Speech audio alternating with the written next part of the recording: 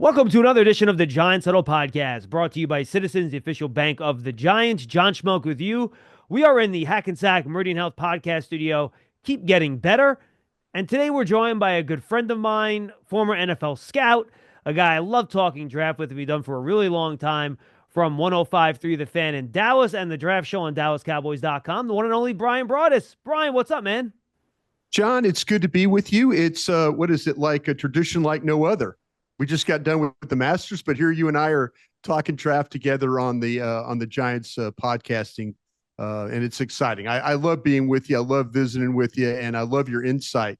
And Giant fans are extremely lucky to have you covering their football team for sure. Yeah, and I love learning from all your scouting experience, Bryan, and the Cowboy fans are lucky to kind of understand from you what this process is like. And I always like to start with process with you. So we're recording this the Monday, 2 Mondays before the draft. So we're about 10 days out from week one.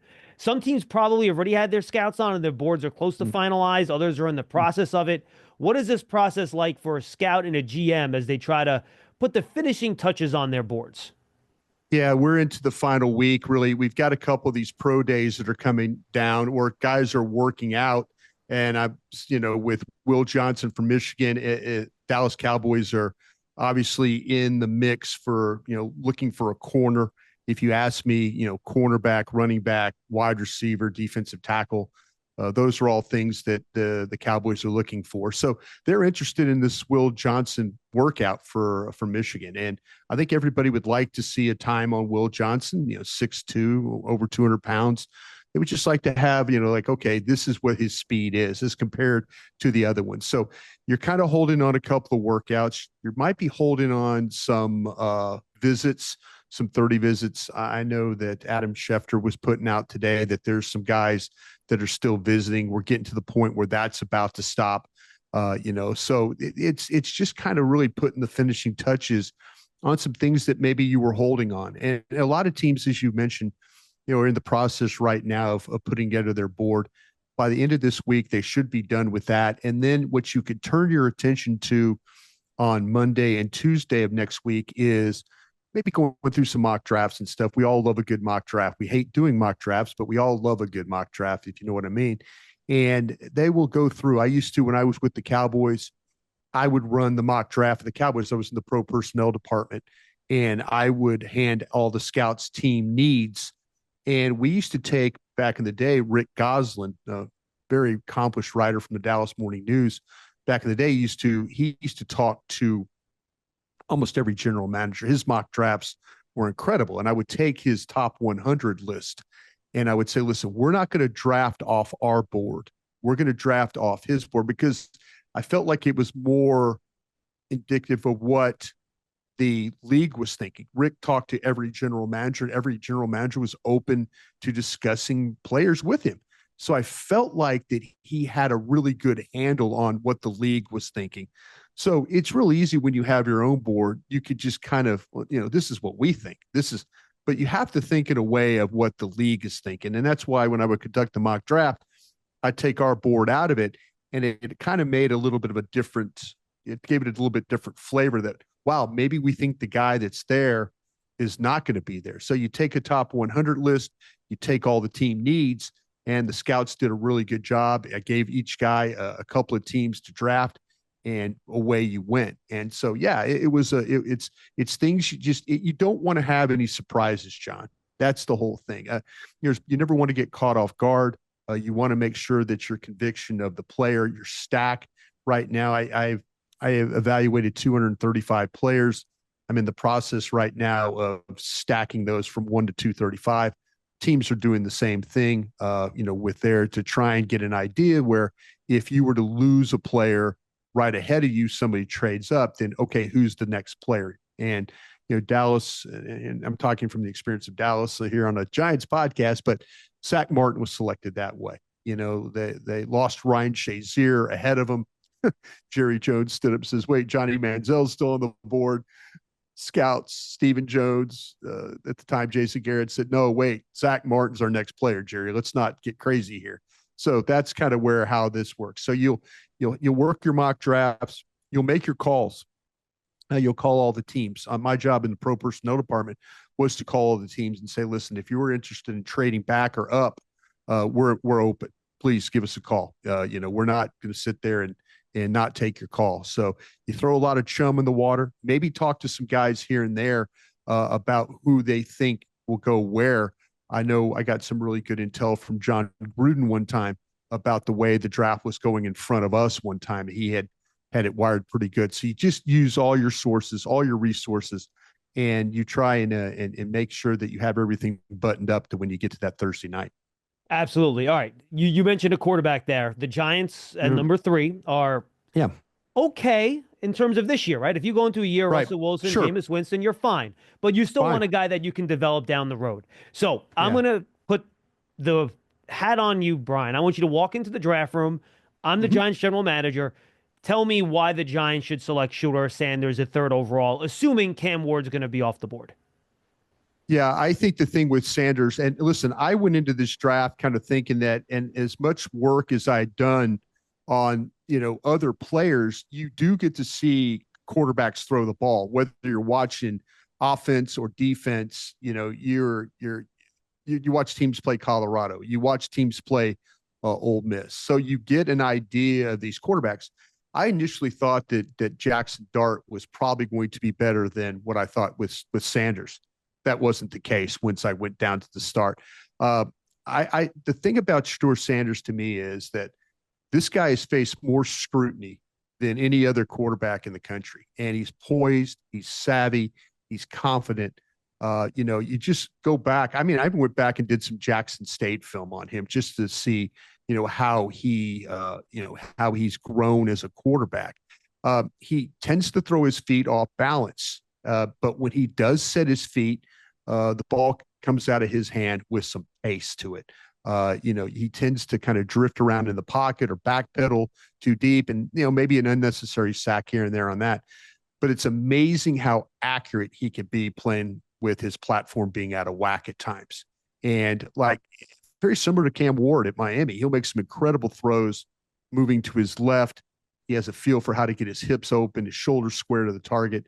He can allow these simple. He makes some simple throws, and then he'll make the most ungodly throw that you've ever seen. And this guy, as I mentioned, he could beat you where I think the arm talent is good. It's not in the level, say, of a Jalen Milroe, who has got a cannon for an arm, but this guy it's good. And he could beat you with his touch. He could beat you with his accuracy. And he could beat you throwing off platform. And in the NFL in this day and age, that's kind of where you need to be. His quick game, I think, is good.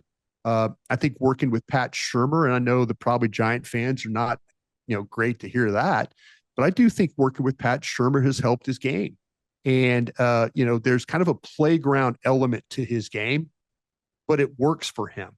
And I think in the NFL, you have to have that ability to be able to kind of play off schedule, to play off platform and be successful. And I think this is what this guy has the capability of doing. All right, good case. Now, give me both sides of and the Giants probably won't have this decision because odds are the Browns will pick one of these two guys.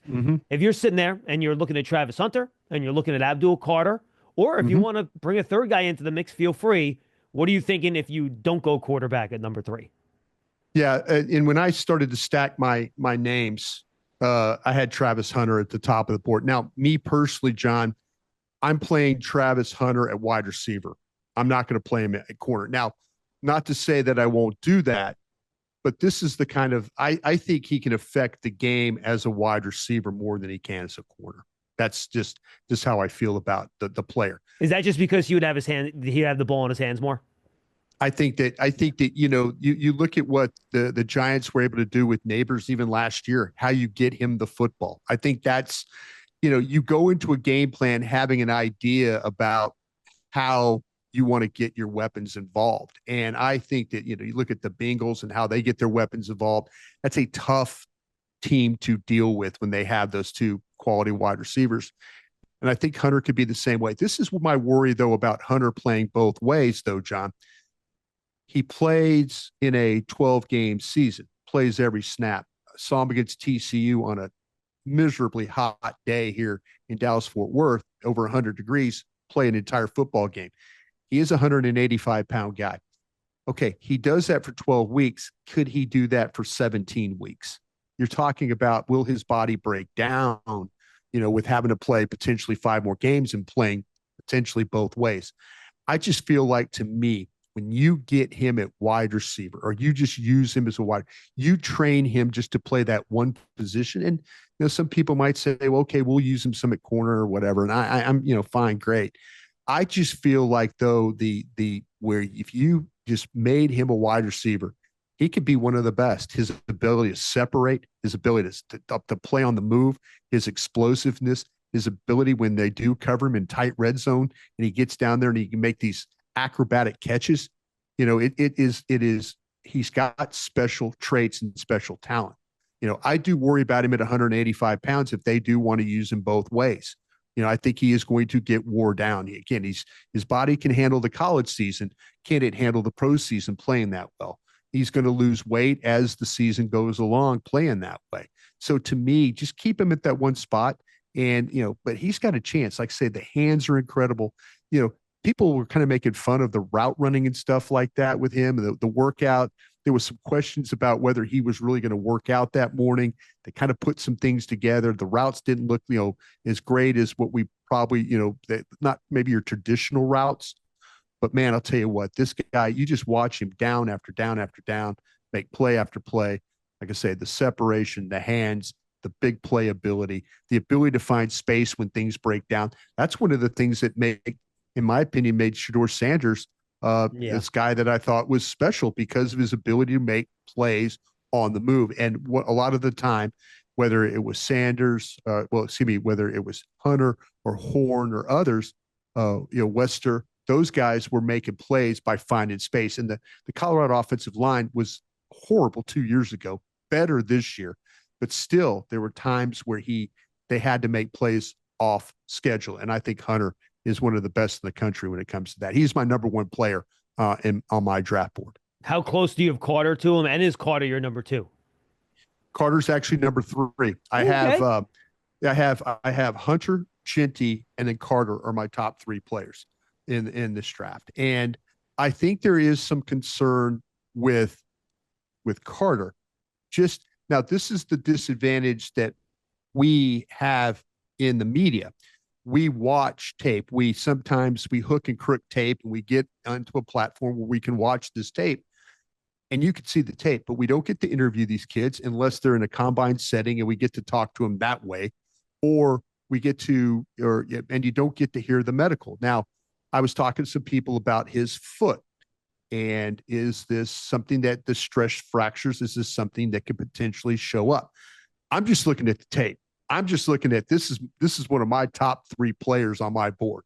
I personally feel like the Giants, if they go Hunter, Carter, Sanders, I don't think they can go wrong. I just don't believe that they can go wrong on picking these guys. But I do think there's a little bit more concern for me. There's a couple things. A little bit more concern for me with Carter for the foot long term. Even though I've talked to a lot of trainers that I worked with over the years, and they said, listen, it's something, hey, is it a concern, something you need to worry about? Yeah, it's something you need to keep in the back of your mind. I'll tell you something about Sanders. I think I need Sanders to slim down a little more. I think that I say this in physically, and here I live in a city and work in a city where Luka Doncic that was the whole thing. If you're familiar with the Dallas Mavericks, oh yeah, they said he wasn't in shape and da.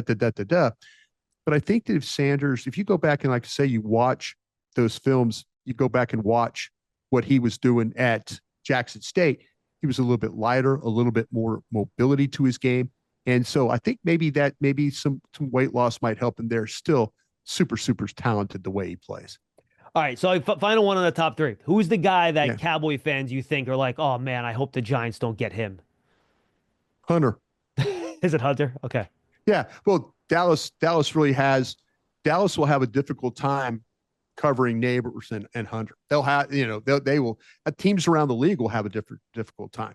You find a way, you could scheme around maybe Carter. Sanders would be tough too. Because like I say, he's poised, he's savvy.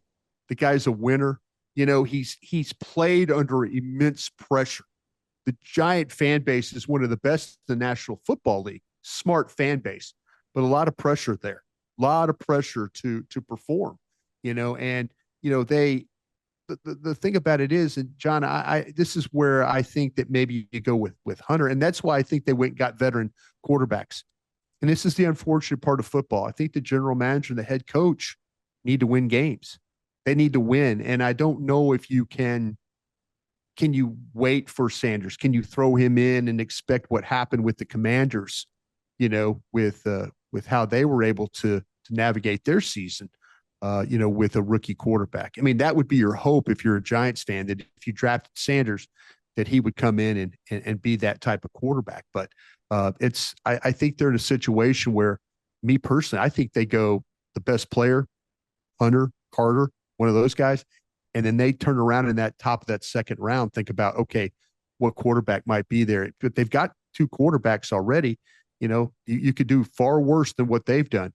But maybe if you want to pick that quarterback in the second round, or you just want to keep going, I think it's important that they find a way. These general manager needs to win games, and get to, the ownership has been supportive, but there comes a point in time where you need to find a way to be more competitive and not be picking 3rd overall.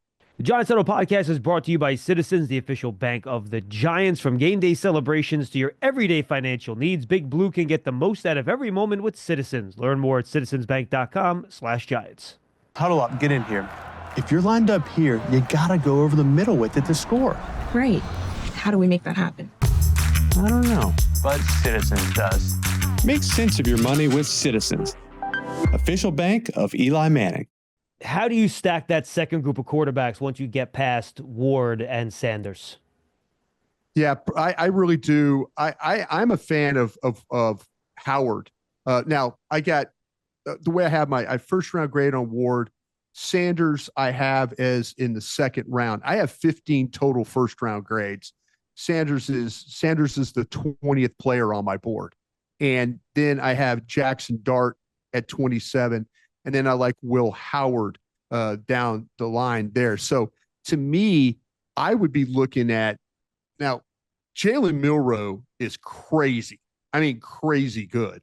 And, where you have to think about Milroe is, can somebody help him with his mechanics? But you could watch him play against Georgia in the first half of that game, and you would be like amazed. Then you could watch him against Wink Martindale against Michigan in the bowl game, and there's some issues there. Now, Wink Martindale took down a couple of big quarterbacks. He took down Howard at Ohio State, and he took down Milroe at Alabama. But, people have talked about, with McCord. I don't think Quinn Ewers is in that group. To me, it's more like Howard, Milroe, McCord. That's kind of how I look at them. I think Ewers is further away from that group, but, if you had a chance, if you had a chance to get a Will Howard, or you had a chance to Milroe, McCourt, I think those would be very good options for you. What do you think about the Louisville quarterback, Schmeelk? I'm not a fan of his age. I'm not a fan of the huge knee brace that he wears. I think, to me, when you look at his overall play, it's one of those things where nothing against multiple transfers, because we're going to see that as you and I continue on this journey. We're going to see players that are multiple transfers: Oregon, Texas Tech, Louisville. He's played for 7 seasons now because of multiple injuries. The thing that I worry about with him is I do worry about his collarbone, which is I think a problem.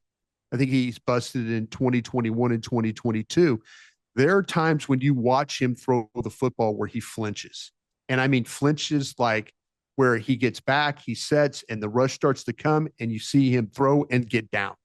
And maybe he's protecting himself, but I do feel like that he is worried about his collarbone when he plays. And, I think there's some snaps where you watch him. His receivers didn't always help him with the drops that kind of resulted in some turnovers. But he is a much better passer when protected. And in the NFL, you're not always protected. And I worry about that as him for a player. I worry about, is he trying to protect the collarbone? Is that going to be a problem going forward? And, he's had, like I say, 7 years, older guy, 26 years old already, and going to be in September. Those are all concerns for me. No, good answer. All right. You mentioned you have 15 first round grades. I do. All right. I'm at I've Jihad Campbell. I have not finished yet. I do linebackers last, so I either have 16 or 17, depending if he sneaks his way in there. That's fewer than I had last year, probably by a good 6 or 7 players. Right. The way I've kind of termed this draft, Brian, just go find a safe player. You know what you're getting out of him. That's going to be a good contributor. Daniel Jeremiah has called us a starter draft, not a star draft. Is that how you would look at it too if you were doing this? Yeah, I usually, like you and I have been talking for a lot of years about this draft, and we'll have somewhere between 18 and 23 names. I used to have those when I was in the league.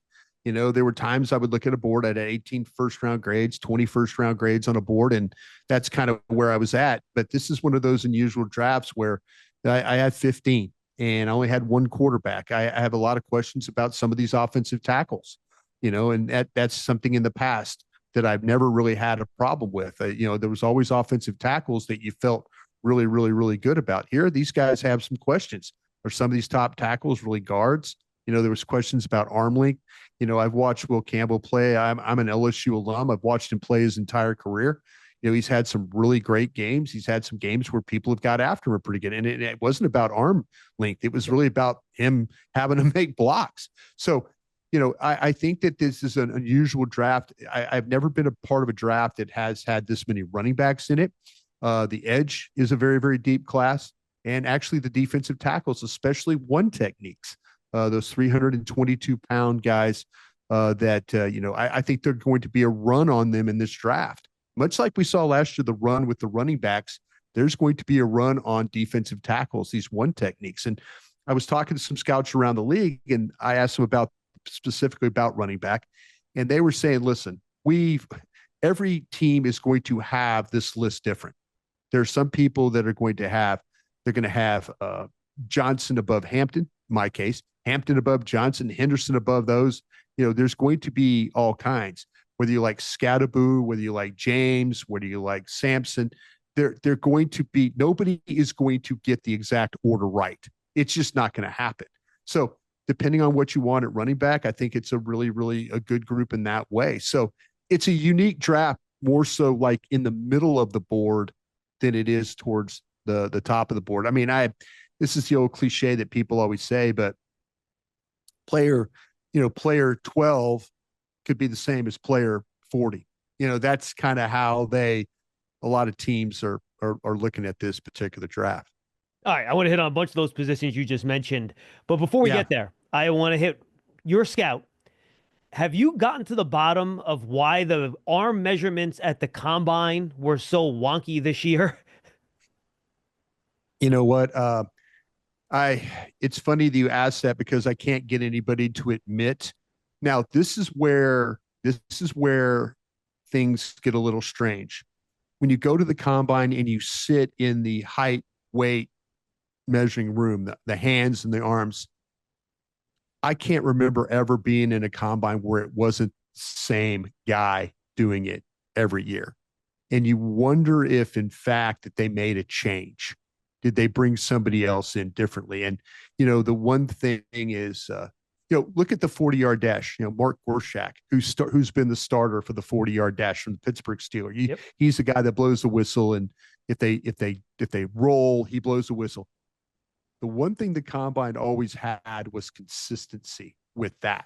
So you do wonder, did you get a change? Well, was the Senior Bowl wrong, or was the combine wrong? There was a time too where the combine, the vertical jumps were off a ton from where you normally, and you're like thinking, 43 on that guy, 40 on that guy. There was a time. So you were worried about the measurements. You were worried about where guys extending all the way up. So I can't get anybody to say with certainty why, but I have a feeling that maybe we need to look at, was there different personnel from where we've seen in the past? And what's happened now is it's made every scout at every pro day, they do the height, weight measurements and hand measurements and stuff. but they've also now they're in a situation where they've now having to make sure that they redo all of them just to make sure that they got what they feel is the right one. Yeah, it's amazing. All right, so you talk about defensive tackle. Cowboys are interested in that as well. So you've done a lot of work on them. The Giants are very much in the defensive tackle conversation as well.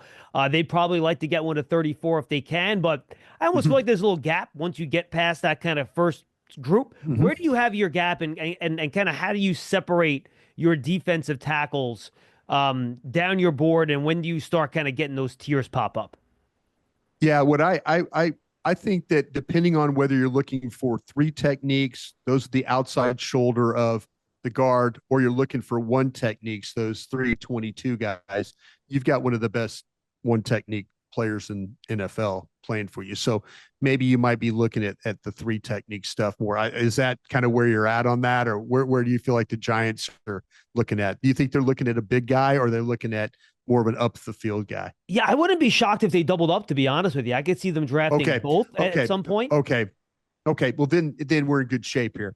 I think when you start to talk about, Grant from Michigan, the one thing that I've learned is, and the Cowboys, and I'm just speaking from the Cowboys stand, they took Mozzie Smith, and Mozzie was really kind of a 2 gap. And when I say 2 gap, you extend inside, outside to get rid of your guy, then go.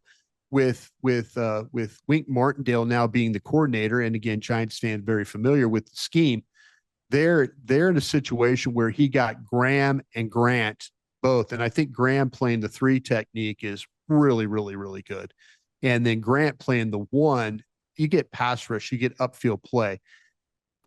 Grant, Tyleik Williams from Ohio State, Harmon, you and I have talked about him from Oregon, Nolan from Ole Miss. I think those are kind of where the 5 guys. I know people have talked about, with Turner, they've talked about Walker from Kentucky. How does his motor run? Great looking kid physically, but is he going to play down after down after down? There's some questions. They talked about he had a broken back, things like that. But Turner, Alexander, Sanders, Norman Lott, hyphenated name from Tennessee. These are the guys that I kind of feel like are going to be the top defensive tackles in this draft. And then you get kind of maybe into where you get, with Peebles from Virginia Tech, Collins from Texas is a really, really big guy. West from Indiana was very, very good in the East-West Shrine game. Farmer, I mean, they're it's a good group of guys, but I kind of feel like, though, that you can get really good value going all the way down through the 4th round. And I think that's where it's going to, depending on whether you want the 1 or the 3, if you want both, I think you're in pretty darn good shape. Yeah, so I think the sweet shot, the Giants got that compensatory pick in 99, and they pick again at 105. To me, you should have some really good defensive tackles that do both those things on the board with those 2 picks. You might be a part of starting the run. That pick at 99 might be the start of the run for these defensive tackles. Yeah. How do you put Collins versus Farmer? I think Jamari Caldwell for me is a little bit lower down on the board. And I'll throw Deion Walker in there, though I know he's a bigger guy. He's more of an upfield guy than an anchor. How do you, those 1 techniques kind of in that area, how would you stack them? Yeah, I really, really do. I'm a fan of the group as a whole. And we mentioned Grant, Williams, Harmon. Those are kind of up there for me. Walker, more like kind of a 3rd round guy. I know that people probably have him a little bit higher. I just could not get over the sometimes playing, sometimes not playing. Collins, as I mentioned, from Texas, he probably will go higher. West will probably go higher. Caldwell, I'm with you. I have Collins, West, Phillips, and then Caldwell would be that kind of that way I stack that group. I'll tell you this about with Collins, and he is at 6'6" and 332 pounds. I mean, this guy's got length. He's got the mass I'm talking about. I'd like to see him just a little quicker off the ball. Sometimes he'll pop straight up out of his stance and he'll get right high off the snap. And he really relies on his brute force as a player instead of technique. His pad level will kind of go up and down. and he needs some work on that as well as his hands. But man, the power that he plays with, he can extend, he can control, he can disengage. I mean, he could be awkward as a pass rusher. I think that's kind of something he's going to need. The body control and bounce can be a little bit all over the place, but his effort, his big play potential, all those things are with him there. I mean, you can use him on stunts. He's going to be the post guy. He's going to, they're going to have guys loop, the power, the strength, the point of attack. There's all that is very, very positive with Alfred Collins. I mean, and I think that, to me, that he's got the physical traits that you absolutely can work with, and some of the mental ones as well. But he's, you watch him against Texas A&M, against Georgia, man, he went up against some pretty good competition and fared very nicely. All right, now I'm going to give you the group of three techniques: Darius Alexander, TJ Sanders, Shamar Turner. How would you kind of stack that? And I'll throw Omar Norman-Lott into that mix too. How would you stack that group of guys? Yeah, I like Turner. I like Turner. Now, people have talked about Turner a lot higher than I would have taken Turner. I think Turner is really a tweener, but I like the initial quickness. I like the change of direction. I like his lateral speed. I like the burst. I think he's best when he can just play in one gap, just go. Just when he's a two gap guy, I don't think he's as effective. I think he got stuck along the line of scrimmage and he had some trouble getting away. When he takes on double teams, sometimes you see some struggles there. But, he's one of those guys that when those things, the motor, the effort, it's all there. I mean, he's had some chances in some games where he's been right there in the backfield and he couldn't make the play. The Quinn Ewers was at the Texas game. He's dropped back. Ewers is not the most mobile guy, and he got away from Turner right there. But, his at 6'3" and 290 pounds, though, that explosive initial quickness, and the change of direction and the burst and all those things, I think are super, super positive for the player. So I have him above Alexander. I think Alexander out of Toledo is a really good player. I love Sanders from South Carolina, Norman-Lott from Tennessee, I mentioned. Those are all kind of guys that I have. If you said the three techniques, how I ranked them, Turner, Alexander, Sanders, and Norman-Lott, I've got them all right there kind of in that third round area. There might be a run on them where they all go in the second round, but I kind of have them all in a group there in the third on my board. Yeah, Giants have the first pick in the third round. That's, I think, what might be a good spot for for one of those guys before they all disappear. Yeah. All right, you mentioned running back, Brian. Oh man, yeah. I have, let's see, looking at my list here, I have 13 running backs. I think with what I would consider starter grades in this class. And what I love about the class, and you mentioned this, right?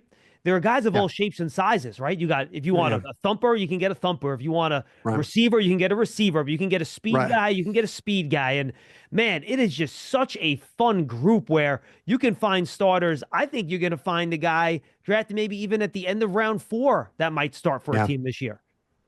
Yeah, I think you're right, because I know I look down in my 4th round. I have guys like Trevor Etienne, Me too. Neal from Kansas, Giddings in Kansas State, Brooks at Texas Tech is a quality runner, catches the ball extremely well, is a really good blocker, kind of a complete back. Martinez from Miami there, Smith from SMU, Blue from Texas. Blue would probably be higher on this list as an explosive player, as a catcher, route runner, stuff like that, if he didn't have some of the fumble problems that he had.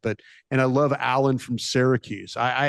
Allen to me is kind of unique in that, man, he is one of those guys. He takes the ball, he goes straight ahead, and he's running until it's almost like he's seeking contact, but he is bouncing off people. He's finishing with some toughness. He's the guy that catches the ball extremely well. He had over 60 catches at Syracuse. So you're absolutely right. You all shapes and sizes in that 4th round, if you want to. Again, on my board.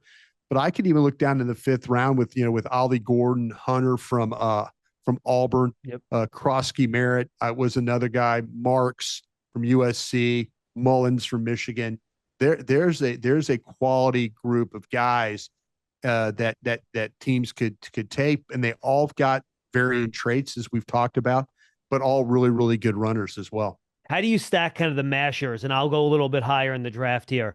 I'll throw Hampton into the group just because he's a bigger guy. Hampton, Caleb Johnson, Judkins, Scatterbo. How do you stack those four? Yeah, I personally went. I'm a big fan of Johnson from Iowa. Then I have Hampton. For I know this doesn't help Giants fans, but they understand they've seen the player before. I think Hampton plays like DeMarco Murray that when the Dallas Cowboys days. If you watch his running style, and the Giants used to compete against, well, still compete against Cowboys, but used to compete against DeMarco Murray. Similar running style, I think, but I have it Johnson, Hampton, Henderson. And there's a lot of people that have Hampton over Johnson. This is where I like I say, I think that when you watch Caleb Johnson play in Iowa, that ball gets to the, people say, oh, he's just a one-cut runner. Well, I've seen some tape where he gets to the edge and linebackers and safeties have had angles on him and he still just runs right past all that. I love his size. I love his ability to catch the football. I love his toughness. I love how he just can kind of make somebody miss. And then if he has to run over somebody, he can. But Hampton's right there as well. But I see Hampton like a DeMarco Murray, if that helps Giants fans in their mind, that kind of back. Henderson is outstanding. Henderson is explosive. Henderson catches the ball well. Henderson is really, really good as a blitz pickup guy. And, him and Judkins was kind of a nice 1-2 punch. But I really think that somebody is going to get Henderson. And I don't think you can wait around on him because I think he's closer to the top guys than he is maybe that group that I just talked about. Sampkins, Judkins, Harvey, Jones, Tutton, and Scatterbo. That's kind of, I think he's above all that. That's why I have a second round grade on Henderson. All right, let's take on the offensive side of the ball. How about the tight ends here, Brian? I think this is a very deep group as well. And I'll go past Loveland and Warren. We've talked about those guys a lot. That next group, how do you have like the Arroyos, the Fannons, the Taylors, and the Fergusons stacked in the middle of this draft? Yeah, you if you're absolutely looking for a tight end at the Giants at the top of the second round, you should look at Mason Taylor from LSU. And I'm not saying that just because I'm an alum, but I've seen him play his entire career again, much like with Campbell. This kid is one of the most clutch players. If you were to ask your wide receiver there about Mason Taylor, he will tell you what a clutch player he is. When they needed first down, when it's 3rd and 13, he's getting 15 yards. When it's down in the red zone and they need a big catch to keep a drive going, Mason Taylor's going to make this catch. He's developing as a blocker, his size, his athletic ability, his hands, his toughness. I have him over Loveland myself. Oh, wow. I do have Warren, Taylor, Loveland would be my guys. Fannin, Helm would be the round low. I really do like Ferguson from Oregon, and I have him over Arroyo. I think that the thing with Arroyo is interesting is it took Ward coming to Miami for Arroyo to get the notoriety that he deserves as a player, because until then he really, really, really wasn't very much. But there's a good group of tight ends. When you start to kind of break these things down, and I really do. There's a couple of them though. I don't know what to do with Gadsden from Syracuse. More of a bigger wide receiver guy than a tight end. But it's a quality group. But like I say, if I was looking for a tight end early, I know people love Warren and all rightfully so. But keep an eye on Mason Taylor. I think he's going to be a really, really good pro. All right, Gunnar Helm, you mentioned him. We've been talked a ton about him. I was a big fan of his tape, Brian. I thought he had really good hands. I think he tries as a blocker. He's a taller guy. He didn't test well, but he had the ankle at the combine, so I'm not going to go nuts on that. You see a ton of him down there in Texas. Why are you such a big fan of Helm? Yeah, I think this guy is, when you watch him play down the stretch for Texas in those playoff games, he came up big. I mean, really big. And, he was one of those guys that the coaches challenged him to be a better player or he wasn't going to see the field. And he accepted that challenge from them and went to work. The improvement he made from one season to the next was super impressive. I mean, he'll line up all over the formation, as you mentioned. and function well. He's got some slippery traits to his game as a route runner. He appears to find ways in order to free himself and kind of present himself as a target. He works underneath. He works across the field. He works down the seams. He's going to make a reception. He's had some huge receptions for Texas during this season. And I really like the way that he's able to kind of extend his hands away from his body, snatch the ball, and then kind of turn up the field and get going. I don't think he's going to run away from anybody, but he does get north-south in a hurry to get all he can. As a blocker, his technique and functional streak will kind of limit him a little bit, as you mentioned, but he gives really, really good effort. He just lacks sustain. That's his biggest problem. This kid reminds me, again, I'm going to make another comparison for the Dallas Cowboys, but people have seen this player play, was Dalton Schultz. I think it's a very similar player, Dalton Schultz, that we had with the Cowboys and now with the Houston Texans. Kind of a similar type of guy, the way he plays. He's able to separate, catch the ball, get what he can, and can be reliable in that way. I'm happy you're able to get over the athletic testing on Fannin, because when you watch that guy on tape, all he does is get open and make plays. And I don't understand why people are like doubting him when he does it against, Penn State, right? Texas. Like, he just has some really good tape.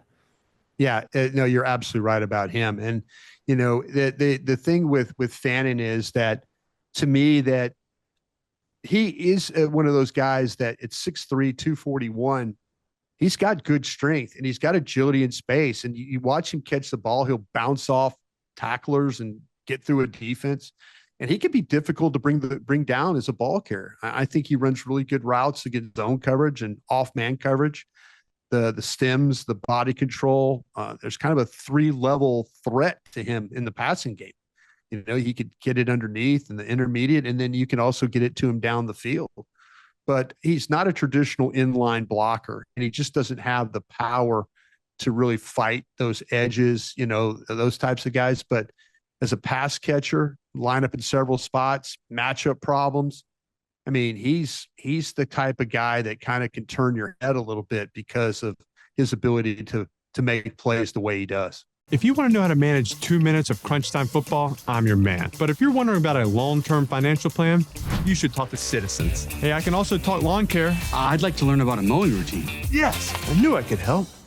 Make sense of your money with Citizens. All right, I know you mentioned the Cowboys would be in the wide receiver business potentially at 12. Yeah. I wonder, Brian, though, how much would it go into their thinking? And this is just, not necessarily them specifically, but talking about the class for any team in general.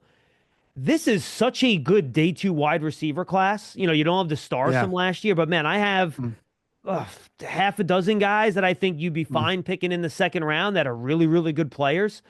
How much your team's going to think, just look, I can get a wide receiver in rounds 2 or 3 this year, and I feel pretty good about plugging them in as a starter instead of using a premium pick on one. Yeah, the problem is that's been Dallas's, and I'm using Dallas again here. That's been Dallas's attitude for a long time. And, CeeDee Lamb fell into their lap, but they've been waiting on, they traded for Mingo from Carolina. Maybe that's their X or their big guy that they like to kind of take that role. But Tolbert has had moments where he's been really, really good and moments he's been really, really bad. But overall, Dallas needs to find somebody to play opposite CeeDee Lamb. And I think this is a really good opportunity for them in that way. Again, talking about the Cowboys, there could be a thought about that they have receivers that don't separate great and don't have a lot of speed.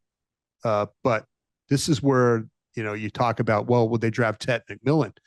McMillan is outstanding. It's not 50-50 ball with him. It's 80-20 with him. His ability to go get it and create those opportunities is unique and makes him one of the top wide receivers in this draft. Personally, I wonder if Dallas is going to just take a shot at Matthew Golden because he's different than what they have. He has legitimate speed. He is an explosive receiver. He is dynamic. He's different from anything that they have. I mean, you watch him run routes against secondary, and you could see the fear in the secondary as they play him. I mean, he crushes cushion. He can run through zones. He's just one of those types of guys that, again, if we talk about Helm, Golden made so many plays down the stretch. So if Dallas, they might be in a situation, and Dallas brought in all the top ones. But to your point, yeah, I think this wide receiver crew, if you look at second and third rounds, it's almost like the running back crew. It's a little bit of like whatever flavor that you would like. Do you want a tall guy? You want a possession guy? You want a quick guy? You want a guy that can play all the positions? I just think in Dallas's case, and teams that are looking for a wide receiver, I think that going early is not a bad thing. Now, with these guys, how would McMillan stack up and Golden stack up and Ibuka stack up and Burden stack up with previous classes? They might be not the first, but maybe they would be third or fourth in the line of these guys. So, it's a unique group, but I think the quality of the player is clearly there. No, I'm with you. How do you stack that next group if you want to look at around too, Brian? The Jack Beshes, the two kids from Iowa State, Noel and Higgins, Trey Harris, Kyle Williams. I think you got a really nice group there too. Yeah, I really do like I like Besh a lot. I am Yor from Stanford is another one that I really like. I like Royals from Utah State in that group. Harris from Ole Miss is in there. Kyle Williams from Washington State is a fun player to study. Noel, a little bit of a shorter guy, kind of have him behind some of those guys. And then Williams from TCU. So Besh and Williams both here from our backyard here in Texas, in the Dallas-Fort Worth area. But yeah, it's a good group. And like I said, you can kind of get down. I'm not the biggest fan of Higgins. Just from speed standpoint, because I've got him and I got Bryant from Illinois, guys that are bigger guys, catch the ball really, really well, but kind of put some guys with a little bit more quickness and a little bit more speed up above them. But all those guys are good players. Nash from San Jose is a really good player, and Hudson from Central Florida is a really good player. So yeah, it's a good group of wide receivers, but the one that'll probably go, maybe Harris from Ole Miss will go over Besh, but man, Besh is super, super, super tough. Yeah, he's a great route runner too. Comes in and out of the breaks really well, catches everything. Sure does. Yeah. All right, let's go to the trenches here, Brian. Before we wrap things up, you mentioned this at the start. You don't have to go through names if you don't want to, but man, if you need a tackle in this class, good luck, because there just are not that many there. But I think you might be able to find some guards in the middle of the draft. You need one of those. Yeah, I just give a pull back the curtain for your fans here or listeners. I have Simmons from Ohio State over Campbell and over Mimbu. And then those are my top three tackles. I have Banks and then Connerly behind that group. Ursere from Minnesota, Trapillo from Boston College. I really do like Charles Grant from William and Mary. I think that's kind of a sneaky good player that you kind of need to keep an eye on.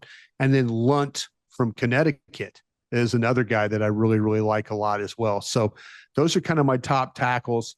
I'll be interested to see where Simmons ends up, just because people are probably concerned about the patella. I was told, though, from a couple of different doctors and trainers that the patella is fine. You might not have him for the OTAs, but he'll be ready for training camp. Okay. And so that I think is positive news, but he could very well end up kind of sliding down the board because people are worried about that. But I think he's the most talented tackle in the draft.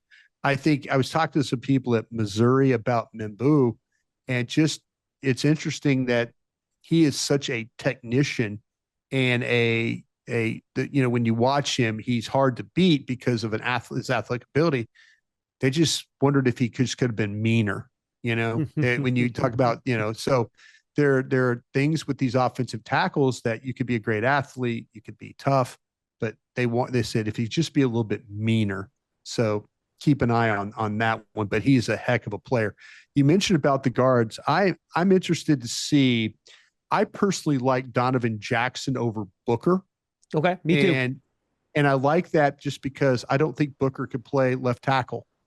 And I'm not all about position flexibility, but to see Donovan Jackson go out there and really the second half of the season and through all those playoff games and play at a high level at tackle, but also play at a high level before Simmons got hurt at guard, makes me feel really, really good about him. Booker's a hell of a player from Alabama. I'm interested to see where people are going to play Gray Zabel. Are they going to play him at guard? Are they going to play him at center?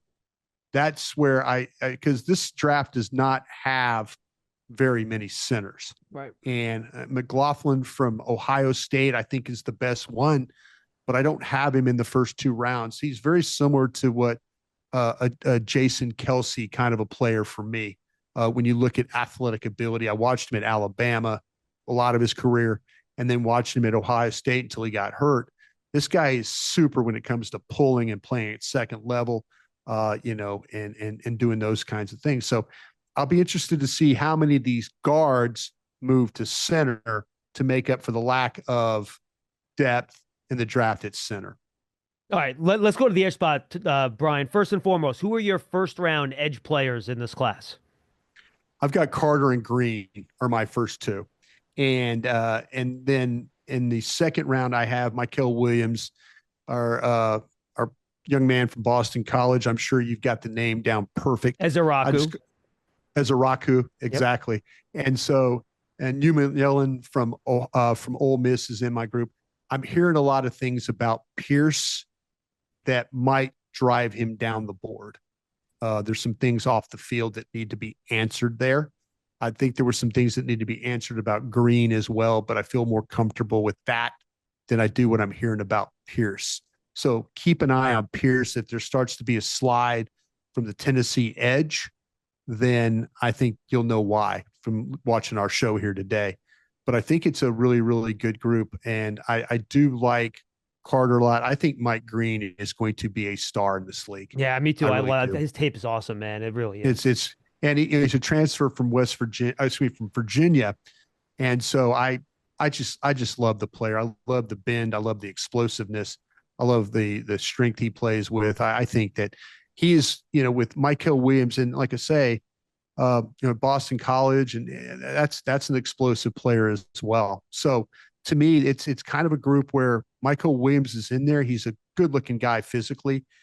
He's got a lot of good traits. I don't think he's as good of a pass rusher as these other guys. Yep. But that's kind of where I'm at with him. So how do you see Jalen Walker then? You didn't mention him. Do you have him as an off-ball guy? I have him as an off-ball linebacker, and I'll tell you why. I initially went into thinking that he's going to have to play off-ball linebacker, and I looked at his size, and everybody's saying he's an edge, and I'm like, at that size, I don't know if he could play full-time edge. Third down edge, right? Yeah. Yeah. So I was thinking very similar to what the Cowboys do with Micah Parsons. Micah Parsons doesn't always play off-ball linebacker, but I don't think you could play Walker as an every down edge and expect him to hold up. So I'm going to play him as a linebacker and bring him in on some situations as well. I think he's an inside linebacker, and then I'm going to use him in situations as a rusher, but he'll probably develop. We'll see if he can handle the workload.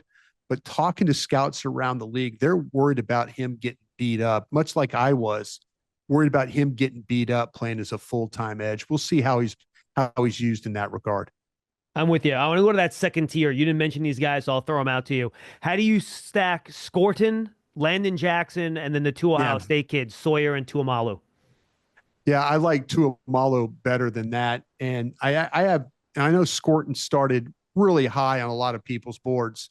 Like the media scouts were all talking about Scorton, top 5, top 10, now we really don't hear him. But when you start, these A&M kids were really, really rough on me. And I mean rough because I couldn't figure out, is it scheme things or is it, ability? And they're good looking kids physically. They play with some power. They don't always rush the passer great. There's too much of running down the middle of these, of the blocker. They don't free themselves nearly as much as I'd like to see them. I think Tuamalu from Ohio State, he is, you talk about a safe pick. It's when, his deal is like, he's played a ton of big games. He's steady against the run. He gives you a little bit as a pass rusher, but that's kind of where you're at. I think the ceiling with him as a player is kind of who he is right now. If I use that the right way, I always screw up the ceiling and floor thing, but I kind of feel like he is who he is. That's who you're drafting, but he is going to play a ton of snaps for you. He's going to be good against run, and he's going to be really, occasionally give you that pass rush.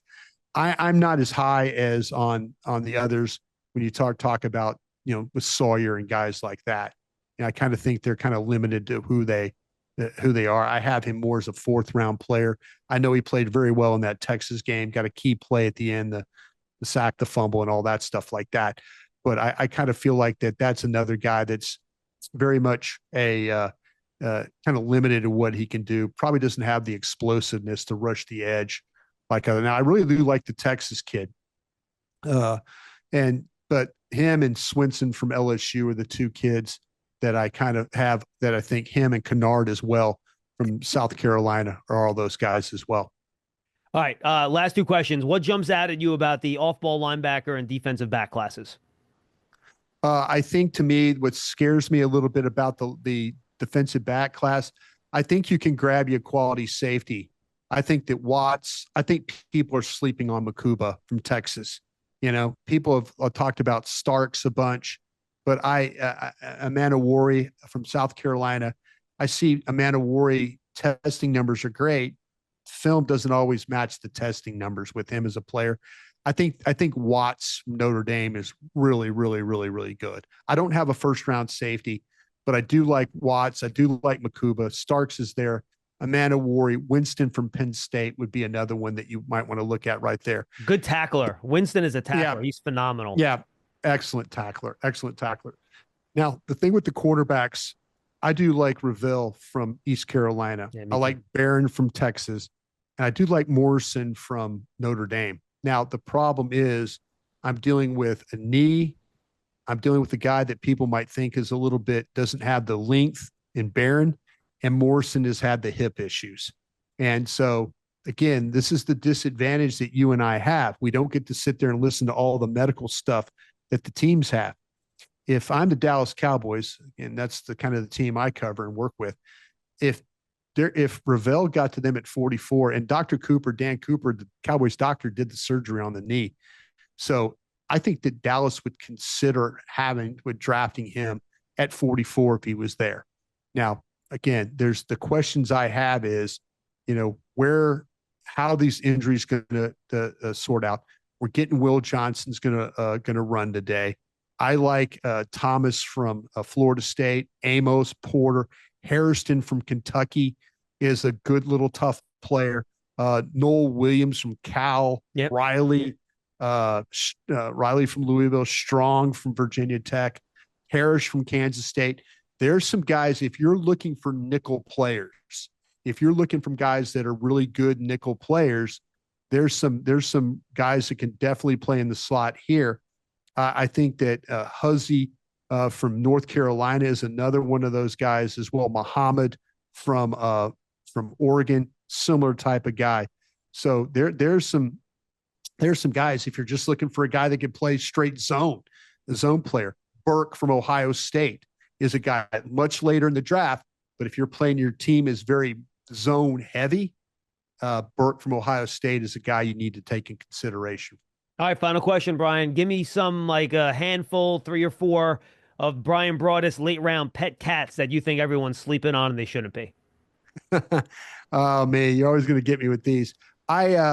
Listen, I think that Restrepo, the slot from Miami, that ran a 4.8, is still a damn good football player.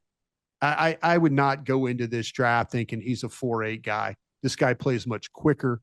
He separates. I know people have dinged him because he's a 4.8 guy. Just watch the tape.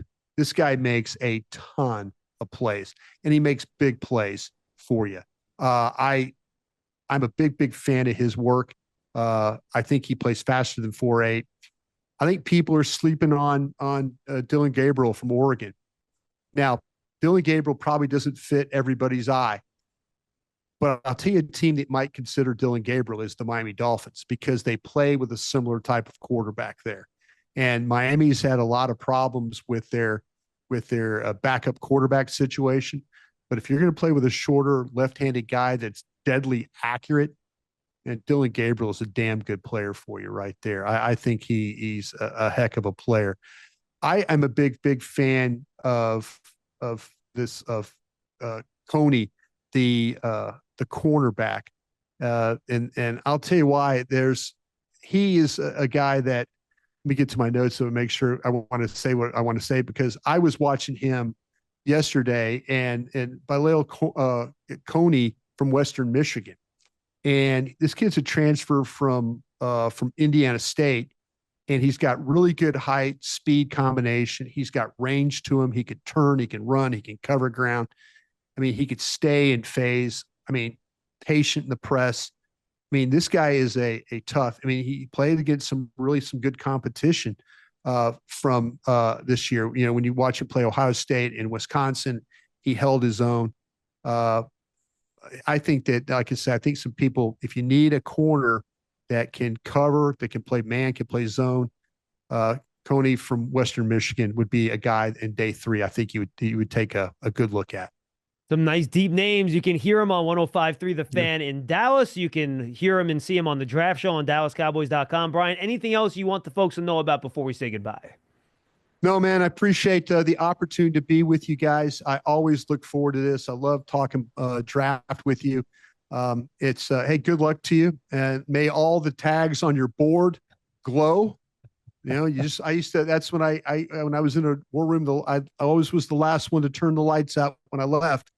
And I'd stand in for that board and I'd ask the draft gods, I go, please just let the tags start blinking. Let them start blinking, the ones that are going to be the Hall of Fame players. And then that way I felt better about it. But yeah, it should be a lot of fun. I'm sure Green Bay will be a great host. I don't know. Are you going or are you staying back? Are you going to the draft? No, I'll be doing some live shows here during the week. So okay. I'll be staying back. To say, yeah, pack your jacket if you were going to go, because it sounds like it's going to be a little bit of a chilly draft for folks up there, but it should be a lot of fun. You know, I haven't looked. Is it supposed to be like in the 40s? Like, what is it supposed to be? Oh yeah, nighttime in the 40s. I'll tell you what, though. Last week here, we had highs in the upper 30s. So it's been cold up north, man. It's been rough. I tell you what, I've been watching. I love baseball. I've been watching those East Coast games. It's been kind of rough on some of my Texas Rangers had to go make a trip to Chicago where they didn't have the right gear for that whole thing. But instead of hats this year, the commissioners are going to put those old starter parkas. You know, the Bill Parcells. That Bill Parcells, like he's wearing a sleeping bag. That big old parka that he used to wear. That's when Travis Hunter with the New York Giants select Travis Hunter, and then they're going to put a big Bill Parcells starter park on it. Oh yeah, this is not Las Vegas with them taking the boat on the Bellagio thing. No. The board. This is guys in the green room eating brats and just having a hell of a time, man. It's gonna be a lot of fun. It's gonna be a lot of fun. You're gonna put them in the toboggan, and they're gonna pull them across the frozen lake on the back of a snowmobile. Yeah. If we got the sled dogs, it'll be fantastic. Oh, Brian, this is always fun, man. I always appreciate it. I value our conversations and sharing our information, man. I really appreciate it. Good luck with the draft and have fun, my man. Thank you there, John. I appreciate it. You take care. Bryan Broaddus in the Giants Huddle podcast, brought to you by Citizens, the official bank of the Giants, from the Hackensack Meridian Health podcast studio. Keep getting better. For Bryan Broaddus, I'm John Schmeelk. We'll see you next time, everybody.